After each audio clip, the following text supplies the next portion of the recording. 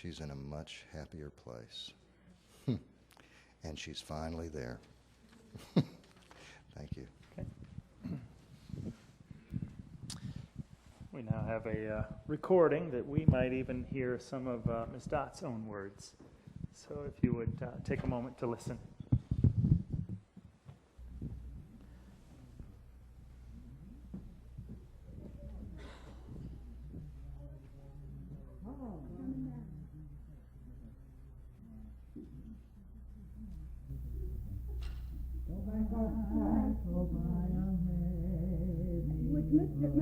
Mr. Haynes, turn it off.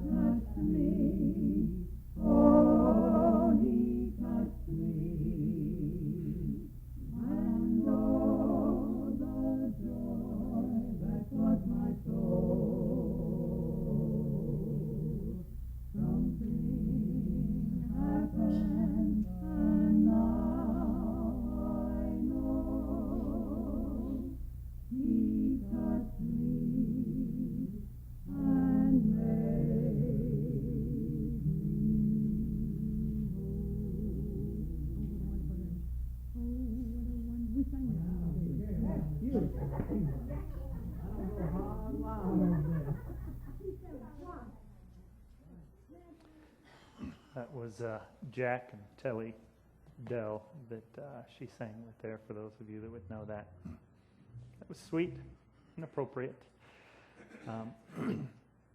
I've visited Miss Dott many times, and we had a little unspoken game that we would play. I remember the first time going into with a scripture that I was going to share with her.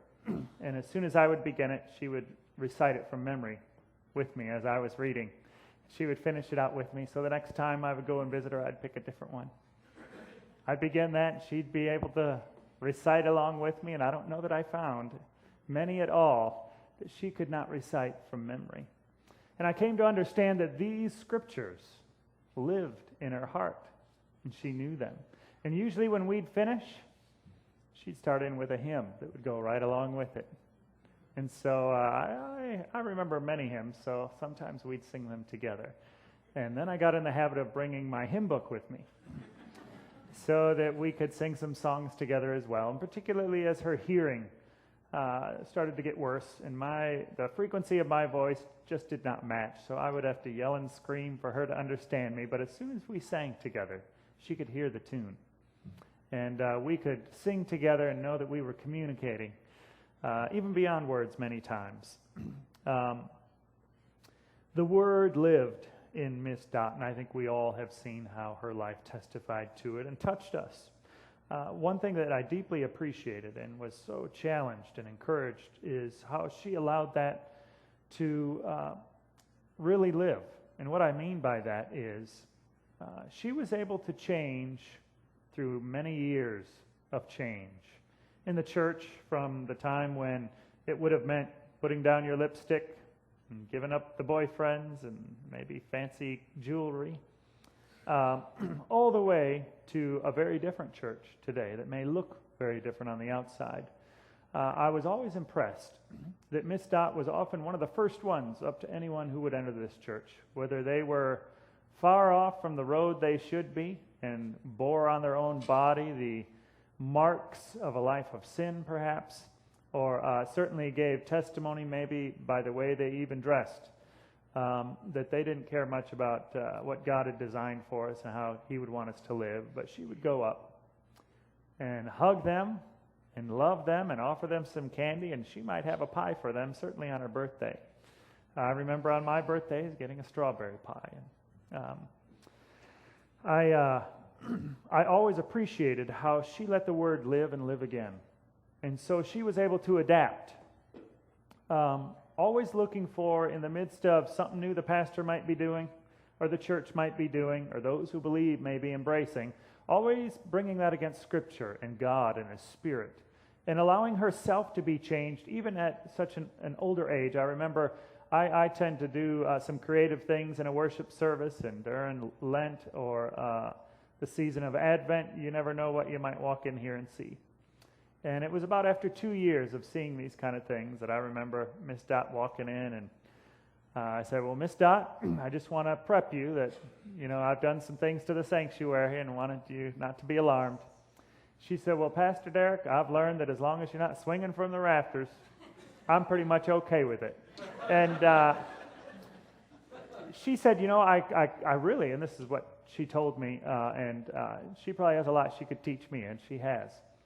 But to understand that the changes that have taken place, not just at Harvest, but in the church at large, sometimes are necessary and reveal new things that, and she had said herself, used to seeing things in the same old way and getting used to all the same routines and never seeing maybe a fuller dimension of who God is or what He's saying through His Word, and had come to appreciate a lot of the changes that I would bring to the sanctuary. And she would write me notes, and I wanted to share one with you that I had received a while back. Of course, it has the animal print on the front, right? And I'm just going to share just a portion of it.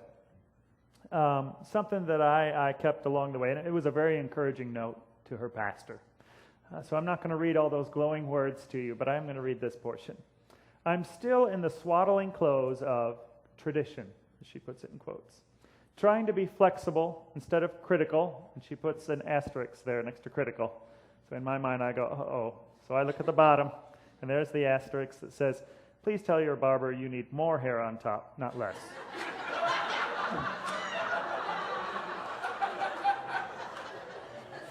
She always had something for me every week. It wasn't in a card, it was delivered in person. But I knew how much she loved me, and we've had a great relationship, but I will continue. Here's what she said, and this was written in April 28, 2009. At that age, God isn't through with me yet. And you know what? I believe her. Some people can say that, but she was not one who would have been stuck in what God had done yesterday, but knew that even if she was uncomfortable with it, things that maybe changes that were happening at her own church, she knew, you know what? God's still at work, and I see that evidence. And God's not done with them, and God's not done with me yet. And I was so impressed that a woman of that age, who could say she has seen a lot and known a lot, and she does, that God wasn't finished yet. And here's something else she said. I rejoice in being a part of Harvest, and I sure do love you, Miss Dott. Isn't that sweet? This is one that I treasure and remember. Miss Dott knew about community and what it meant to live in community, what it meant to form yourself, allow yourself to be formed around the Word. And I think that's why she had such dear friends everywhere she went, all across the district, people who knew her.